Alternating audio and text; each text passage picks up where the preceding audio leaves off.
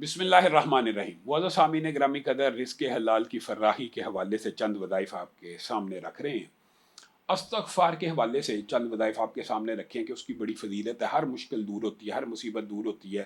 اللہ رزق وہاں سے دیتا ہے جہاں سے انسان گمان نہیں کر سکتا۔ بارشیں ہوتی ہیں، بیٹے ہوتے ہیں، اولاد ہوتی ہے، جنات یعنی باغات بنتی ہیں، نہریں بنتی ہیں۔ یہ ساری چیزیں رزق حلال کے اوپر دلالت کرتی ہیں۔ اور استغفار کے بہترین وظیفوں میں سے وہ وظائف بھی شامل ہیں جو انبیاء نے کیے۔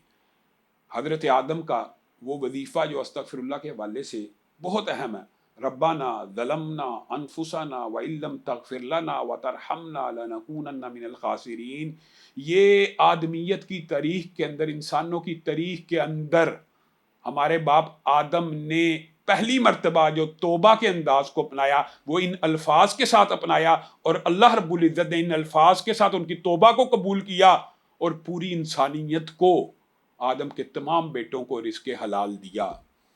اس وظیفے کو اپنانا چاہیے۔ اور دوسرا وظیفہ حضرت یونس کا وظیفہ ہے، لا الہ الا انت سبحانک انی کنت من الظالمین۔ اگرچہ اس میں تسبیح بھی ہے لیکن یہ اپنے گناہوں کا اعتراف بھی ہے، اور یہ کہنا کہ اے اللہ ہم ہی اپنی جانوں پہ ظلم کرنے والے۔ انبیاء پیغمبر اللہ کے سامنے گڑ گڑاتے ہیں اور کہتے ہیں ہم اپنی جانوں کے اوپر ظلم کرنے والے ہیں، ہمیں آپ معاف فرما دیجئے۔ جب مغفرت ہو جائے تو اللہ رزق حلال فراہ عطا فرماتے ہیں۔